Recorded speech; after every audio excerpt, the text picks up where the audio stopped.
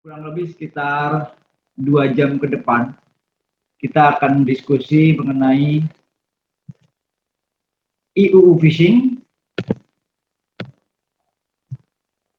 IUU Fishing itu singkatan dari I-nya illegal fishing, U yang kedua unregulated fishing, U yang ketiga unreported fishing. Jelas kelihatan garisnya? Oke. Jadi sekarang pemerintah itu kalau menangkap ikan harus berdasarkan peraturan dan tidak boleh melakukan ini IUU Fishing. Tuh. Oke. Lalu apa pengertiannya IUU Fishing? IUU Fishing, topik bahasa nanti kita ada 5 materi. Jadi 2 jam ke depan kita akan ngobrol 5 sub-pokok bahasan. Yang pertama pengertiannya, yang kedua faktor penyebabnya, yang ketiga tujuan pemberantasan IUU Fishing, yang keempat peran pemerintah, yang terakhir peraturan perundang-undangan yang menyangkut IUU Fishing. Ya, oke, ada 5 ya. Kemudian kita yang pertama, yaitu mengenai pengertian IUU Fishing. Yang pertama pengertian IUU Fishing, dari kita mengacu ke Permen KP nomor 37 2017. Jadi acuannya adalah kalau perkara regulasi, perkara aturan, berarti kita acuannya adalah aturan-aturan yang dibuat oleh pemerintah. Baik itu paling tinggi undang-undang.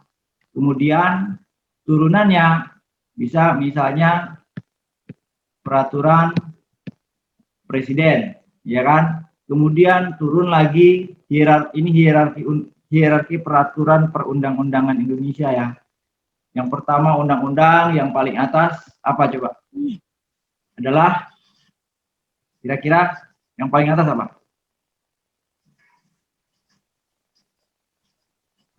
Undang-undang Peraturan Menteri Kelautan dan Perikanan. No, yang paling atas adalah Undang-Undang Dasar 45. Ya, Undang-Undang Dasar 45, kemudian nanti turun aturan lagi ada undang-undang. Misal, Undang-Undang Dasar 45 misalnya pasal 30, yaitu tentang bumi dan air dan kekayaan alam, bla bla bla, kan begitu. Kemudian dari Undang-Undang Dasar ini baru turun ada undang-undang, misalnya ada yang mengatur tentang Undang-Undang Perikanan, kan gitu. Kemudian setelah Undang-Undang Perikanan dijabarkan lagi, diturunkan lagi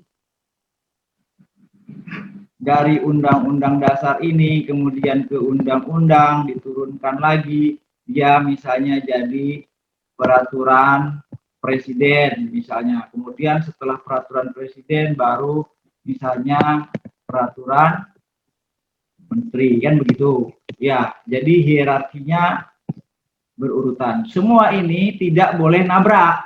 Ini yang utama. Kemudian membuat ini tidak boleh bertentangan dengan Undang-Undang Dasar. Kemudian membuat peraturan presiden ini tidak boleh bertentangan dengan undang-undang. Demikian juga menterinya membuat peraturan tidak boleh bertentangan dengan peraturan presiden. Contoh, di peraturan presiden misalnya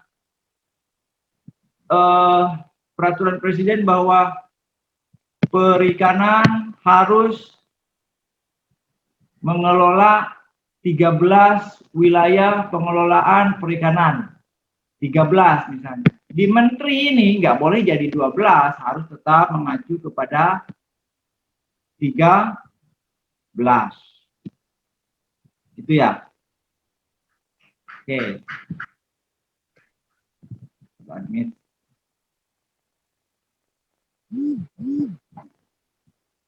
Berikutnya, peraturan Menteri KP nomor 37 tahun 2017. Nanti adik-adik coba buktikan, baca, cari di download di Google. Ya, peraturan menteri yang ini. Peraturan Menteri KP nomor 37 tahun 2017. Di sini dikatakan penangkapan ikan ilegal fishing adalah kegiatan perikanan yang tidak sah atau kegiatan perikanan yang dilaksanakan bertentangan dengan ketentuan peraturan perundang-undangan di bidang perikanan. Ini adalah pengertian illegal fishing menurut Permen KP nomor 37 tahun 2017. Berikutnya ada dari FAO. Nah, ini mengacu ke FAO. FAO itu singkatan dari Food Agriculture Organization. Jadi organisasi dunia yang mengatur masalah food. Ada perikanan, perkebunan, dan sebagainya. Dan kita mengacu kepada tentang perikanan. Gitu. Oke. Kata FAO tahun 2001 berarti dirilisnya tahun 2001 nih aturan. FAO 2001. Iya kan? Jadi kalau misalnya ada buku kata Saifur 2002 berarti bicara itu pada tahun 2002. Saifur ngomong 1 tambah 1 2 kan gitu. Albert Einstein 1965 misalnya. Ya kan? IMC kuadrat. Berarti Albert Einstein ngomong teori IMC kuadrat itu tahun 1965. FAO 2001 berarti FAO mengeluarkan pernyataan ini tahun 2001. Kata FAO 2001 illegal fishing ada 3. Yang pertama, kegiatan yang dirasakan oleh kapal-kapal nasional dan asing dalam wilayah yurisdiksi negara tanpa izin. Nah, artinya kalau kapal masuk wilayah tanpa izin, bertentangan dengan peraturan perundang-undangan tersebut. Jadi mau nangkep, masuk Indonesia, tapi nggak pakai izin. Kan mau nangkep tuh harus ada izin. Misalnya kapal asing, kapal mana misalnya kapal Vietnam, kapal Korea, kan gitu. Ya, masuk ke Indonesia, nangkep di Indonesia, tapi nggak pakai izin. Itu yang pertama. Yang kedua, kapal yang mengibarkan bendera negara anggota. Sebentar, ini coret-coretan saya kelihatan nggak di sana? Siap, kelihatan, Pak. Kelihatan. Siap, Pak, kelihatan. Oke. Siap, kelihatan dengan jelas, Pak. Yang kedua, dilaksanakan oleh kapal yang mengibarkan bendera negara anggota Organisasi Perikanan Regional, tetapi bertentangan dengan prinsip konservasi dan pengelolaan yang diterapkan oleh organisasi tersebut, di mana negara bendera itu terikat atau bertentangan dengan prinsip yang dilakukan oleh suatu hukum internasional. Artinya, misalnya kapal Vietnam, dia anggotanya anggota FAO masuk. Dia nangkep ikan, kalau daftar jadi anggota FAO berarti dia harus ikut aturan FAO. Tapi kenyataannya dia nangkep ikan tidak mengikuti aturan. Misalnya kapal Vietnam tidak boleh masuk ke perairan terus nangkep ikan hiu. Misalnya tidak boleh nangkep ikan hiu. Kenyataannya dia nangkep ikan hiu. Ya kan? Itu berarti ilegal. Yang ketiga, adalah bertentangan dengan hukum nasional dan kewajiban. Jadi kata kunci illegal fishing adalah melanggar peraturan perundang-undangan. Itu ya. Kata kunci illegal fishing melanggar peraturan perundang-undangan. Peraturan siapa? Otomatis karena kita ada di Indonesia berarti adalah peraturan Indonesia. Oke. Berikutnya, tadi illegal fishing, sekarang ada namanya unreported fishing. Sama, masih menurut Permen KP nomor 37 2017. Itu nanti coba Anda download ya, Anda buka, Anda baca.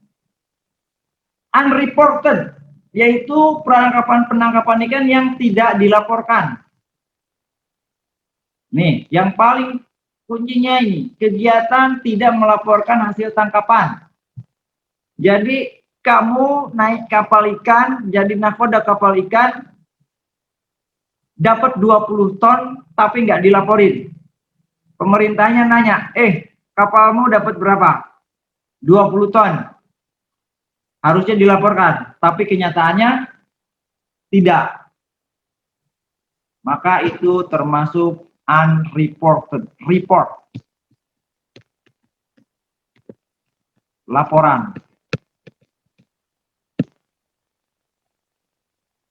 Satu, tidak dilaporkan, sama sekali nol laporannya, atau melaporkan hasil tangkapan yang tidak sesuai dengan hasil tangkapan yang sebenarnya. Kamu nangkep ikan, dapatnya 50 ton, tapi kau laporkan 20 ton. Nah, itu jadi masalah. Itu adalah unreported fishing. Efeknya kemana? Kalau reportnya, laporannya tidak sesuai, atau bahkan tidak dilaporkan, misalnya datanya jadi jumlah stoknya malah berkurang, itu nanti ada perhitungan MSY, Maximum Sustainable Yield.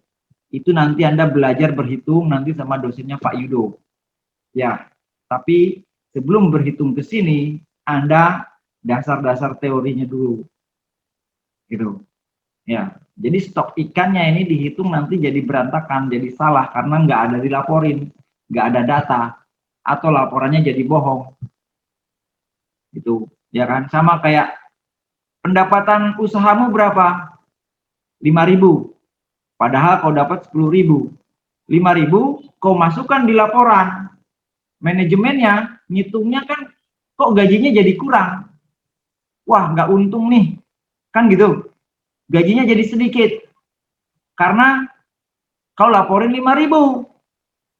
Yang 5.000 lagi kau kantongin. Kan gitu.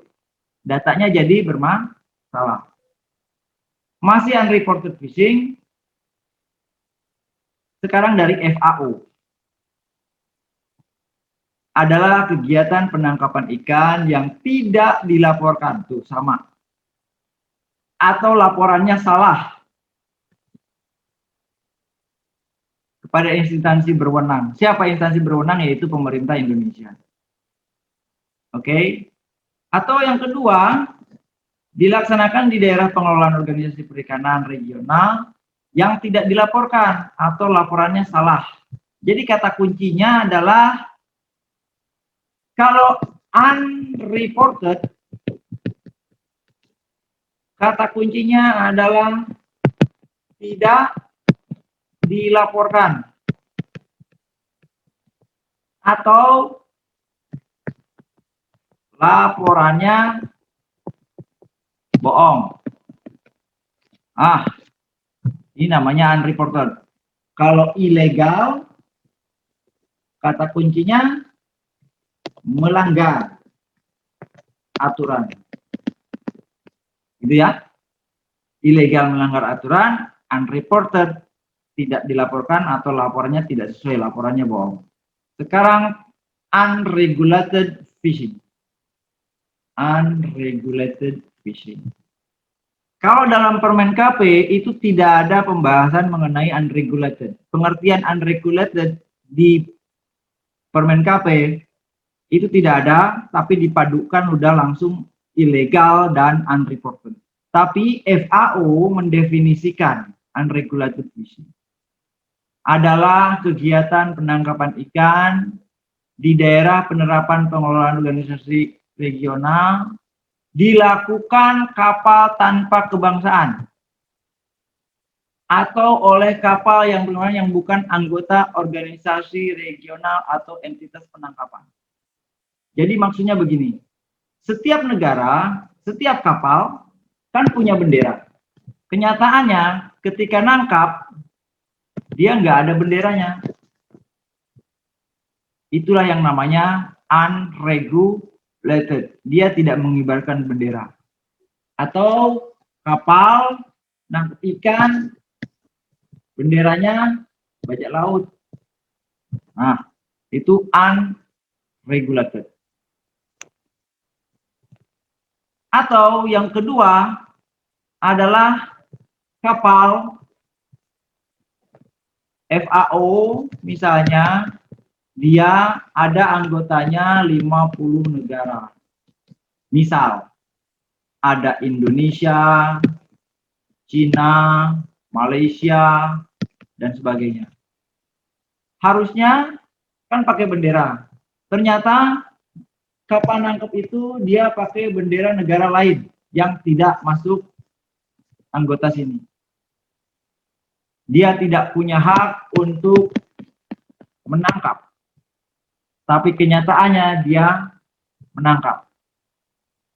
Misalnya negara X misalnya, dia nggak ikut anggota FAO, tapi dia nangkap ngibarin benderanya X. Itu adalah unregulated. Oke. Kemudian ada pernyataan yang kedua, unregulated fishing, penangkapan yang dilaksanakan di area atau untuk stok ikan yang tidak diterapkan prinsip konservasi dan peraturan pengelolaan dalam hal penangkapan dilakukan tidak konsisten dengan negara penanggung jawab. Unregulated fishing mengacu pada kondisi di mana kapal tanpa kebangsaan atau bahasa Inggrisnya, Anda udah mulai bahasa Inggris nih ya. Bahasa-bahasa yang biasa dipakai di maritim. Kapal yang nggak pakai negara kebangsaan, ini stateless vessel namanya. Stateless vessel. State, negara. Jadi tanpa kebangsaan. Contoh, kapal bajak laut stateless tuh. Kapal tanpa kebangsaan, ini kata kuncinya. Kemudian yang kedua, dia punya bendera kebangsaannya, tapi dia nggak masuk anggota. Misalnya kayak tadi, FAO, kita masuk FAO, gitu kan. Atau negara lain tidak masuk FAO, tapi dia nangkep di wilayah yang ada di aturan FAO-nya. Kemudian ada sebuah kapal yang menangkap di wilayah di mana tidak ada pengaturan konservasi atau peraturan tata kelola. Jadi kata kuncinya, kalau unregulated, kata kuncinya adalah tidak diatur. Itu unregulated. Ini perbedaannya. Sudah dirangkum, ini berdasarkan FAO. Ada illegal fishing, unreported fishing, unregulated fishing. Ini nanti PowerPoint-nya saya share di Google Classroom ya. Nanti dibuka ya. Yang illegal fishing dilakukan kapal ikan nasional atau asing tanpa izin, tuh kata kuncinya. Atau bertentangan dengan hukum dan peraturan negara tersebut. Oke. Terus penangkapan ikan melanggar hukum, peraturan perundang-undangan, sama kata kuncinya adalah melanggar hukum. Kalau unreported fishing adalah belum dilaporkan atau telah dilaporkan namun tidak benar, artinya laporannya bohong. Atau minim pelaporan atau pelaporannya tidak benar, sama lah terjemahannya begini deh. Laporannya bohong, nggak benar laporannya, nggak sesuai dengan kenyataan. Nangkep 50, kalau laporin 10. Dapat ikan tuna 5 ekor, kalau laporin dapat tuna 2 ekor. Padahal pemerintah butuh data. Itu unreported. Kemudian ada unregulated, adalah kata kuncinya penangkapan ikan yang dilakukan oleh tanpa tanda kebangsaan. Jadi kapalnya nggak pakai bendera, stateless. Kemudian ada penangkapan ikan yang bertentangan dengan peraturan yang telah ditetapkan oleh RFMO. Sama kan? Yang bertentangan dengan peraturan. Ini sama kan dengan ilegal toh? Ya nggak? Makanya dalam permen KP, unregulated ini tidak dikeluarkan definisinya. Definisinya dalam peraturan Menteri Kelautan dan Perikanan hanya ada 2, yaitu ilegal dan unregulated. Tidak diatur, ilegal dan unreported. Tidak melanggar hukum, unreported tidak dilaporkan. Kemudian ini perbedaannya ada 3. Kita lihat, ini contoh IUU fishing. Contoh IUU fishing. Anda perhatikan di peta kecil ini adalah wilayah Indonesia. Kalau diperbesar jadi begini. Yang garis-garis ini wilayah kita nih. Awalnya kapalnya nangkep di sini. Gak apa-apa. Kapalnya nangkep di sini nggak apa-apa, nggak pakai izin juga nggak apa-apa. Tapi terus bergeser, dia masuk wilayah sini. Nangkeplah dia di sini.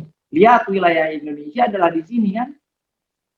Dia nangkepnya di sini, nggak ada izinnya.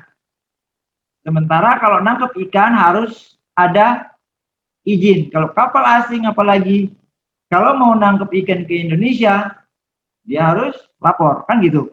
Dia kan, dia yang namanya bertamu minta izin, apalagi dia mau ngambil barang, kan harus izin yang punya kan kita nih. Ternyata dia ngambil tanpa izin. Itulah IUU fishing. Ini kapal Cina memasuki zona ekonomi eksklusif secara ilegal. Sekarang pertanyaannya, apa itu zona ekonomi eksklusif Indonesia? Zona ekonomi eksklusif Indonesia itu adalah singkatannya ZEE, pernah dengar ya? Zona ekonomi eksklusif Indonesia. Siap, pernah dengar Pak. Itu wilayah ekonomi eksklusif milik Indonesia. Jadi Indonesia diberi hak untuk mengelola wilayah tersebut. Indonesia diberi hak untuk mengelola wilayah perikanan, zona ekonomi eksklusif. Zona ekonomi eksklusif jaraknya adalah 200 mil. Siap, 200 mil Pak. Oke, 200 mil. 200 mil. Jadi wilayah pengelolaan ekonomi yang bisa dikelola oleh Indonesia. Bukan cuma ikan aja, ZEE itu. Bisa energinya, bisa minyak buminya, bisa air lautnya, apalagi ikannya. ZEE. Tapi kita kan di perikanan, jadi kita yang dikelola, yang diambil adalah masalah ikan. Oke. Ini contoh IUU fishing yang kedua. Tuh, lihat. Nanti ada peraturannya. Taruhlah Indonesia nih. Kemudian ZEE itu dibagi lagi untuk perikanan. Misalnya ada namanya WPP, wilayah pengelolaan. IUU Fishing yang pertama, ikan luar asing nangkep wilayah Indonesia tanpa izin. Ilegal. Ya kan? Kasus kedua, kapal izinnya nangkepnya di sini. Tapi kenyataannya justru nangkep di sini. Ini juga termasuk ilegal. Karena izinnya ada di sini, nangkepnya di sini. Itulah namanya ilegal, nggak sesuai aturan. Ketambah lagi, udah nangkep di sini tanpa izin, terus nggak laporan pula. Masuklah namanya unreported. Tapi otomatis yang namanya ilegal ini udah jelas unreported, ini paling tinggi sudah. Udah melanggar hukum sudah, udah kena pidana sudah. Ya, jadi intinya Anda nanti kalau misalnya jadi kapten itu hati-hati, harus perizinannya harus jelas. Harus tahu masalah hukum walaupun nggak ahli hukum, setidaknya Anda tahu hukum. Ini di sini ditulis 12 kapal asing Taiwan, Jepang, dan Cina memasuki WPP 717 secara ilegal. Tuh kan. Jadi dia nyuri ikan. Harusnya di sini bebas, ternyata dia masuk ke sini. Itu adalah ilegal. Biasanya illegal, unregulated, dan unreported ini udah dimasukkan dalam satu kata menjadi IUU Fishing.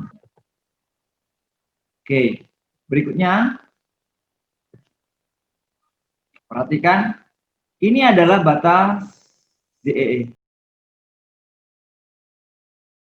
Ini adalah batas landas kontinennya. Ini ada creeping jurisdiction. Sampai ketemu di materi berikutnya dan jangan lupa untuk like, subscribe, dan share video ini.